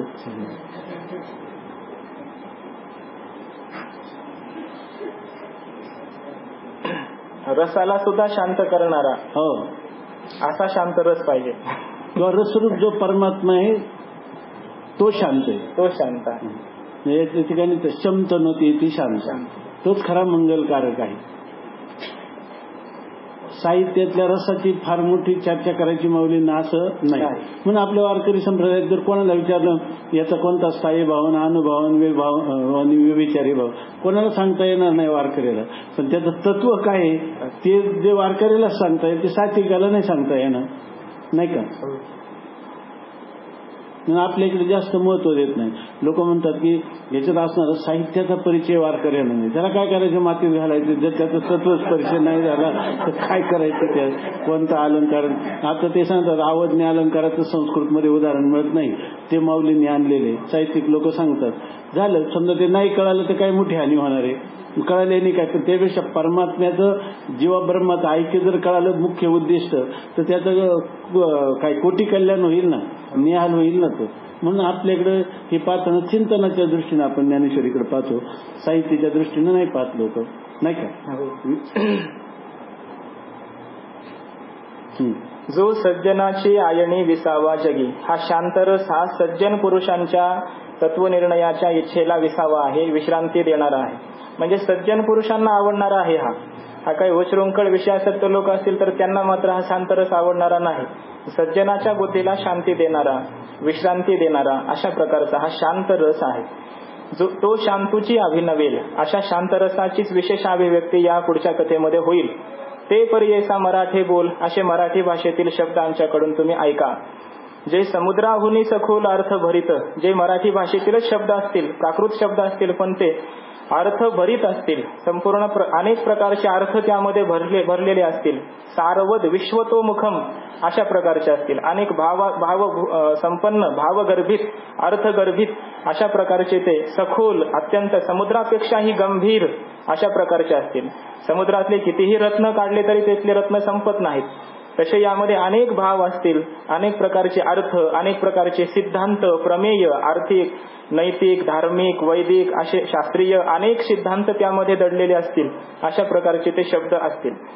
जैसे बिंब तरी बचकेची एवढे, तरी प्रकाशाची त्रैलोक्य थोकडे, शब्दाची व्याप्ती तेने पाडे अनुभवावी. जैसे बिंब तरी बचकेची एवढे, सूर्याचं प्रतिबिंब जर बिंब पाहिलं तर ते अत्यंत एवढं, बचकभर बचकेची एवढे, अगदी मुठीमध्ये आपल्या सामावेल एवढंच असतं, छोटंसं वाटतं, दिसतं ते सूर्यमंडळ.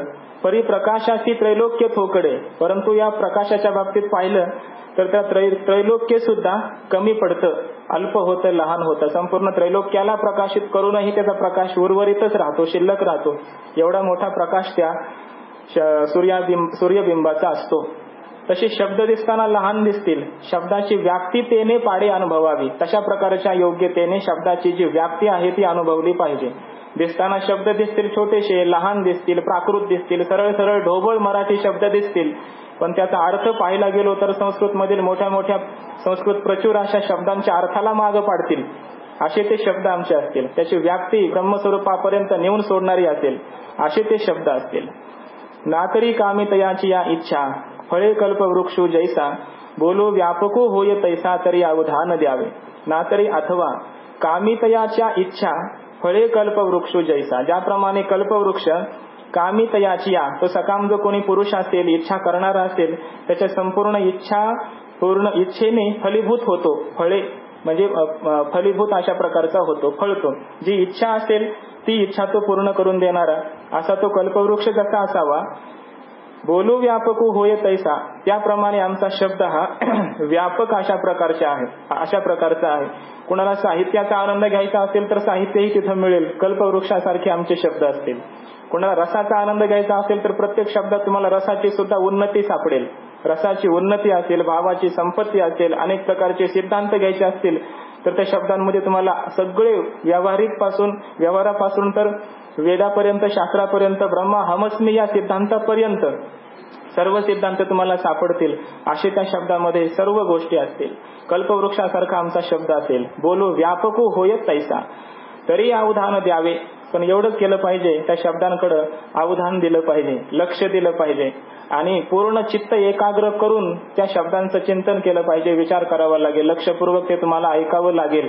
अवधान द्यावे तरी असा अन्वय केला तरी काही हरकत नाही. अवधान द्यावे तरी बोलो व्यापक होय तैसा. जर हा बोलाची व्यापकता लक्षात घ्यायची असेल तर अवधान द्या, किंवा अवधान दिलं तर तुम्हाला बोलाची व्यापकता कळेल.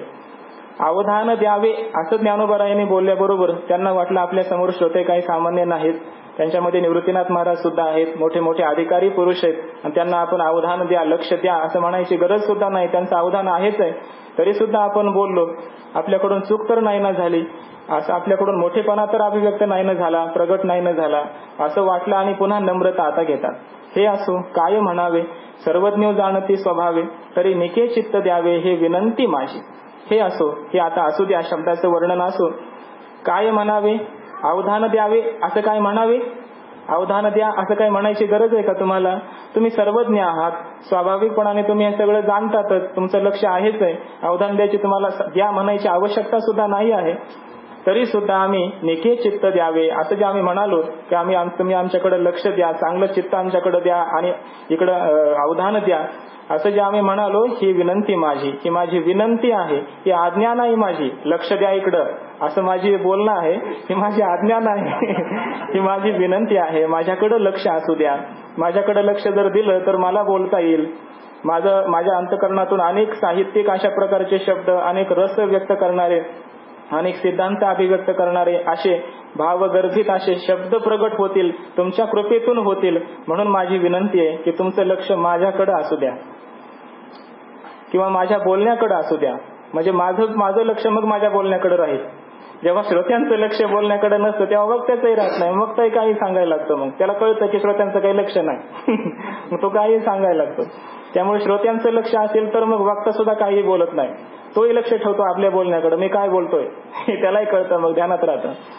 म्हणून म्हणतात निके चित्त द्यावे, तुम्ही चित्त द्यावं असं जे आम्ही म्हणालो ते विनंती आहे माझी. जेथ साहित्य आणि शांती हे रेखा दिसे बोलते, जैसे लावण्य गुण कुळवते आणि पतिव्रता. की ज्या आमच्या त्या बोलण्यामध्ये साहित्य असेल आणि शांती असेल. साहित्य म्हणजे संपूर्ण काव्यासाठी लागणारे जेवढे काही अनेक प्रकारचे गुण सुद्धा सांगितले आहेत. प्रतिभा नावाचा एक गुण आहे, प्रतिभा शक्ती ज्याला आपण असं म्हणतो. अभिनव अशा प्रकारची प्रतिभा प्रगट होणं, नवीन नवीन शब्दांची योजना करत त्या अर्थाला अभिव्यक्त करणारे नवनवीन शब्द प्रगट करणं, ती प्रतिभा शक्ती असते. अशा अनेक गुण आहेत. प्रसाद नावाचा एक गुण आहे, त्या शब्दामध्ये श्रवण केल्याबरोबर आपल्याला आनंद वाटला पाहिजे, प्रसन्नता वाटली पाहिजे, अशा प्रकारचे शब्द ते निर्माण झाले पाहिजे. असे अनेक काही काव्यामध्ये गुणही सांगितलेले आहेत, प्रसाद गुण आहे. असे जवळजवळ 8 का 9 काहीतरी गुण आहेत. तर हे सगळे गुण असले पाहिजे, त्यामध्ये रस असले पाहिजे, अनेक प्रकारचे अलंकार असले पाहिजे, हे सगळं साहित्य आहे.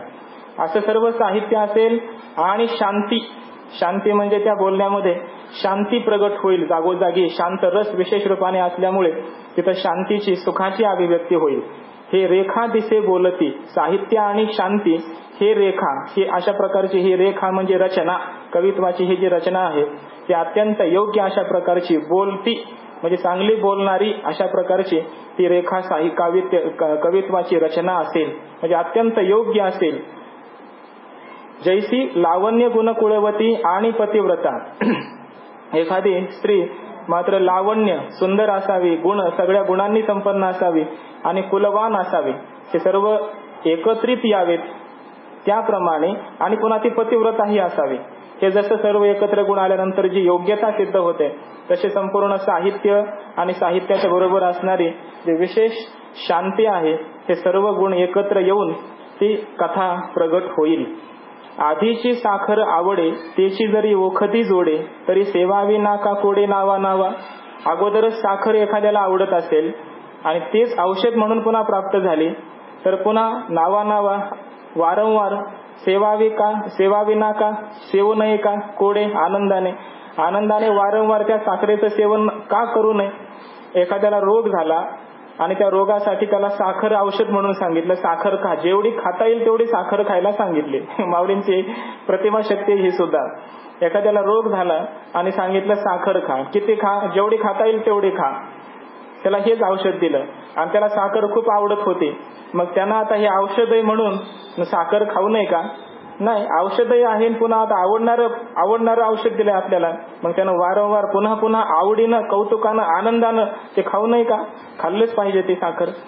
सहजे मलया निळू मंद सुगंधू, तया अमृताचा होय स्वादू, आणि तेथीची जोडे नादू जरी दैवगत्या.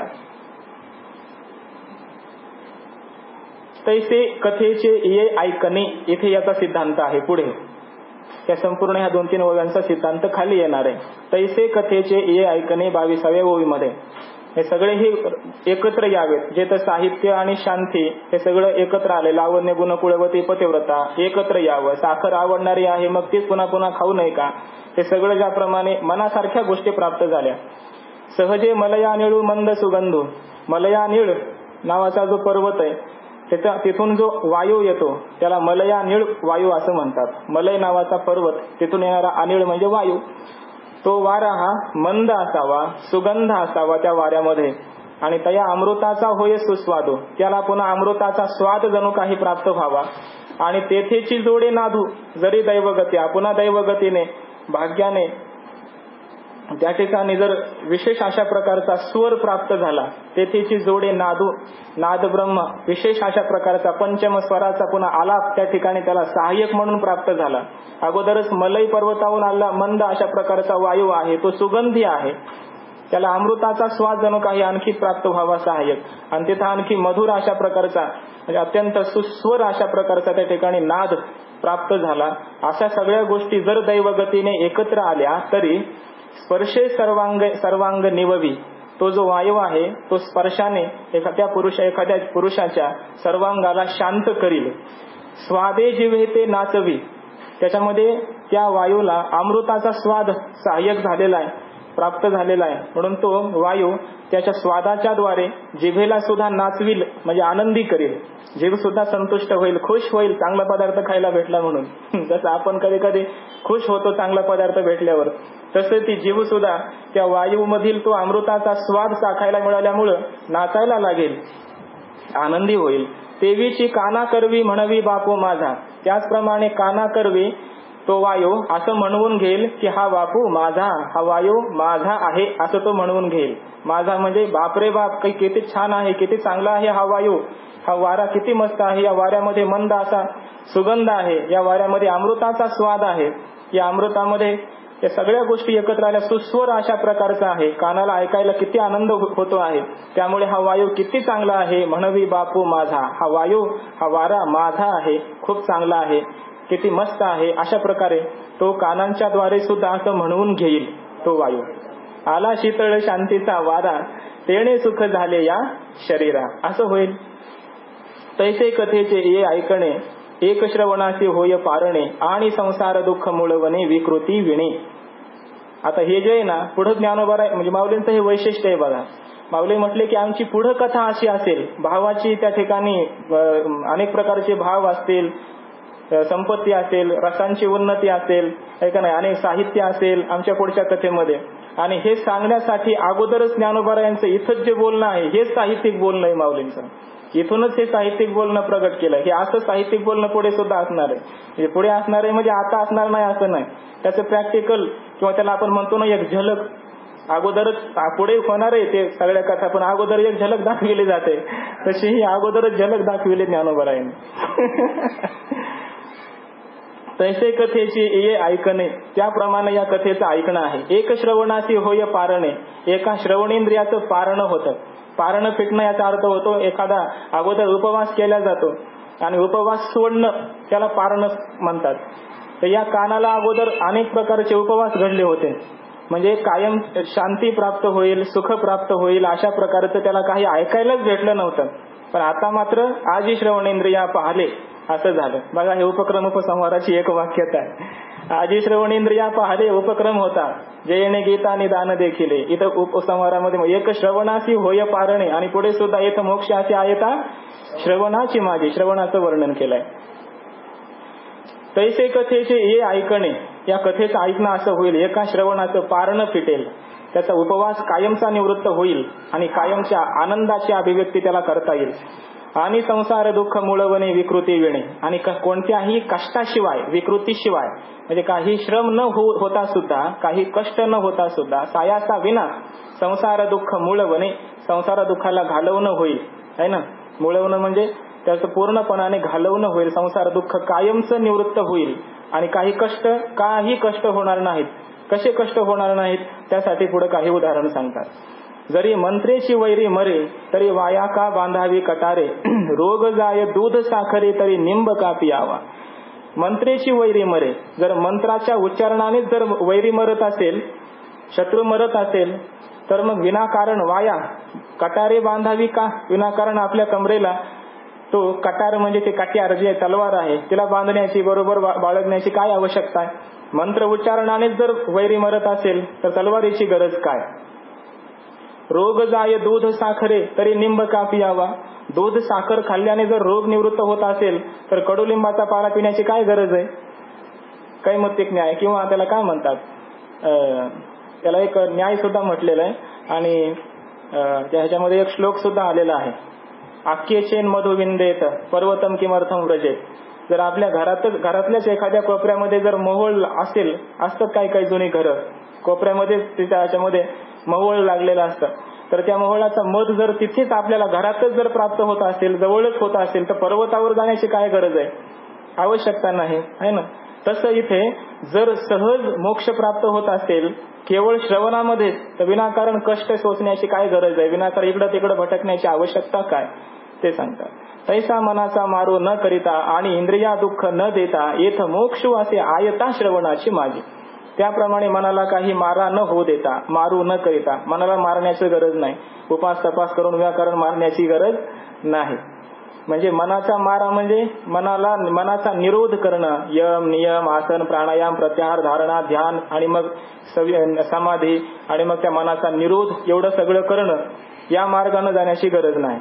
आणि इंद्रिया दुःख न देता, इंद्रियांना काही फारसं दुःख द्यायची गरज नाही. इंद्रियांना बाकीच्या सर्व साधनांमध्ये इंद्रियांचं नियमन करणं हे अत्यंत महत्वाचं असल्यामुळे तिथं इंद्रियांचं नियमन करणं याच्यामध्ये फार कष्ट होतात, त्रास होतात. आणि इथं मात्र सहज मोक्ष श्रवणेंद्रियाच्या द्वारे श्रवण करता करता करता त्या कानांना इतकी रुची लागेल, त्या अंतकरणाला इतका आनंद वाटेल की इंद्रियांचं नियमन केलं पाहिजे हेही विसरून जाईल, सहज नियमन होईल. हा इथे भाव आहे. याचा अर्थ असा नाही की मनाचं नियमन करायची गरज नाही, मनाचा मारू न करिता इंद्रिया दुःख न देता म्हणजे इंद्रियांचं नियमन करायची, निग्रह करायची गरज नाही, असा अर्थ इथे नाही. इथे अर्थ असा आहे की इथं सहज मनाचा निग्रह होतो, इथे सहज इंद्रियांचं दमन होऊन जातं. इंद्रियांचं दमन केलं पाहिजे हे इथं विसरून जातो, इतका त्या आनंद श्रवणामध्ये चिंतनामध्ये याचा आनंद वाढलेला असतो.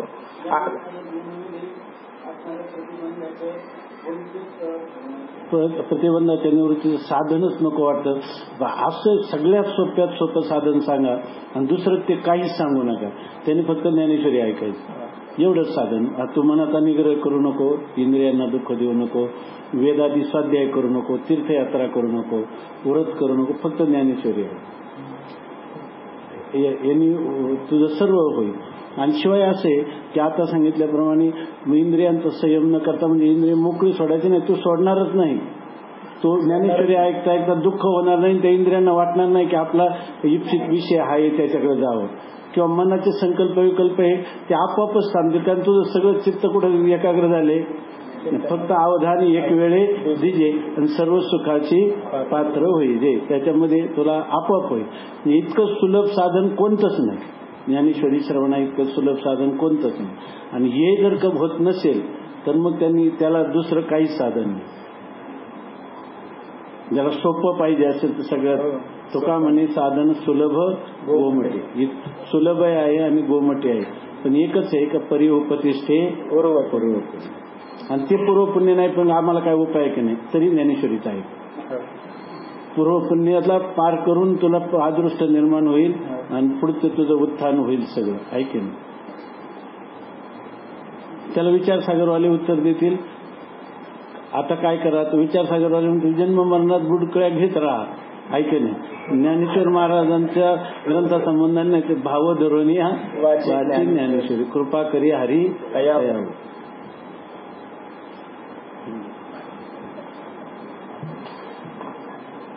येथ मोक्ष असे आयता श्रवणाची माझी. हे श्रवण करण्यामध्येच, श्रवणातच केवळ आयता मोक्ष आहे, स्वतः सिद्ध मोक्ष. जाग्यावर कष्टा वाचून श्रमा वाचून विकृती विणे त्याचा संपूर्ण अर्थ केलाय. विकृती विना काही विकार कष्ट त्रास विनाकारण न घेण्याऐवजी सुद्धा सहज अशा प्रकारे हा मोक्ष आयता प्राप्त होईल या श्रवणामध्ये. म्हणून आथिलिया आराणुका गीतार्थू हा निका ज्ञानदेव म्हणे ऐका निवृत्ती दासू. म्हणून आराणुका आथिलिया म्हणजे प्रसन्नतेला प्राप्त करून प्रसाद संपन्न होऊन प्रसन्नता युक्त अशा प्रकारचं होऊन म्हणजे मनाच्या प्रसन्नतेने असा सरळ अर्थ होतो. आथिलिया आराणुका म्हणजे मनाच्या प्रसन्नतेने. गीतार्थो हा निका असलेला अत्यंत खरोखर असलेला आणि गोड असलेला असा हा गीतेचा अर्थ. ज्ञानदेव म्हणे ऐका निवृत्ती दासू ज्ञानदेव म्हणे ऐका. हा निका गीतार्थो ऐका म्हणे.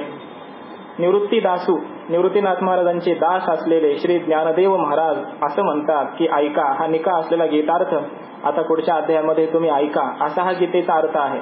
पण मनाच्या प्रसन्नतेने ऐका म्हणजे मनाला समाधान करून ऐका. मनाच्या समाधान म्हणजे मनाला स्थिर करून मनाची शांती करून मनाला इतस्ततः भटकू न देता मनामध्ये कोणतीही इतर इच्छा न ठेवता याच एका इच्छेने जिज्ञासेने मनाला स्थिर शांत करून मनपूर्वक अशा प्रकारे सर्व इंद्रियांचे कान करून केवळ इंद्रियाने कानाने ऐकू नका मनाचं साह्य असलेल्या कानाने ऐका म्हणजे मनाला तिथं ठेवून असं ऐका. ज्ञानेश्वरीचं एक इंग्लिश भाषांतर केलंय. एक प्राध्यापक आहे नागपूर विद्यापीठाचे. आता मला नाव लक्षात नाही त्यांचा फोन आहे आपल्याकडे. तर त्यांचा फोन आला होता. 25 वर्षे त्यांनी ज्ञानेश्वरीचं चिंतन केलं आणि ते कशासाठी ते इंग्लिशचे प्राध्यापक आहे. तर परदेशामध्ये ज्ञानेश्वरीचा प्रचार व्हावा हा त्यांचा उद्देश होता. पण ते 25 वर्षे ते म्हणे जितकं मला होईल तेवढं करता करता परवा त्यांचा अनुवाद पूर्ण झाला आणि ग्रंथ पण झाला. त्याने आपल्याला फोन केला की हा ग्रंथ पूर्ण झालेला आहे मी तुम्हाला पाठवून देतो. पण ते काय आला नाही लवकर. मग आम्ही त्यांना फोन केला की हा ग्रंथ जो आहे आम्हाला मिळावा तर कुठे मिळेल इंग्लिश ज्ञानेश्वरी. तर त्यांनी एकतर 7-8 वेळा फोन उचलला नाही आणि नंतर त्यांनी स्वतः फोन केला. तर त्यांनी सांगितलं की तुम्ही कशासाठी फोन केला होता. तर आम्ही म्हटलं ह्याच्यासाठी केला होता. ते म्हणे ठीक आहे मी माझ्या मुलांना सांगितलेलं आहे ती मुलं तुम्हाला ग्रंथ पोच करतील नाही झालं तर तुम्ही त्यांच्याकडं पुन्हा त्यांच्याशी संपर्क करा असं झालं. मी तुम्हाला फार तर नंबर देतो. मी म्हटलं आता त्या प्रती वगैरे उपलब्ध आहेत ना म्हणजे मला जास्त विचारू नका. तर मी म्हटलं काका तुम्ही असं कसं म्हणता की याची चौकशी जर झाली तर प्रचार प्रसार व्हायला पाहिजे. ते म्हणजे प्रचार प्रसार साधित केलं पण 25 वर्षे ही शब्दाची केलेली जी सेवा आहे आता ती मला शब्दात तिथंच ठेवायला पाहते. आता मला तो ग्रंथ छापला का तो कुठे विकला याच्याबद्दल मला काहीच वाटत नाही. म्हणजे मला आता माझ्या आनंदात आमचं वय पण झालेले त्यामुळे मी आता यापुढे काही हालचाल करणार नाही. तुम्ही करा चौकशी म्हणते तर मी सांगितलेले तुम्हाला ग्रंथ मिळेल परंतु आता मला याच्यात तो ग्रंथ छापावा आणि आता त्याचे फार काही नाही एकदा झाला तो म्हणे. म्हणजे जी 25 वर्षे केलेली ज्ञानेश्वरीच्या सेवेने त्यांना काय केलं शब्दाच्या आतीत जे स्वरूप आहे त्या स्वरूपात नुसते केलेल्या सेवेने तो प्राध्यापक माणूस आहे. गुरु शिष्य परंपराने किती शिकले असतील काही माहित नाही पण ते इतक्या याच्यात आणि इतके नम्रपणे बोलले. ते म्हणजे असं नाही का ते मला ही स्थिती प्राप्त झाली नम्र. आता मला याच्यात रस राहिलेला नाही. ज्ञानेश्वर महाराजांनी शब्दाची सेवा करून घेतली पण आता शब्दामध्ये रस राहिला नाही असं ते म्हटलं.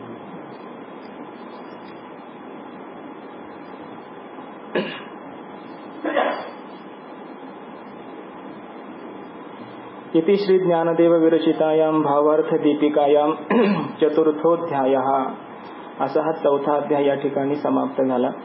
श्रीकृष्णार्पणमस्तु. श्री गुरुचरणारविंदार्पणमस्तु. ओम श्री परमात्मने नमः. अथ चतुर्थोध्यायः.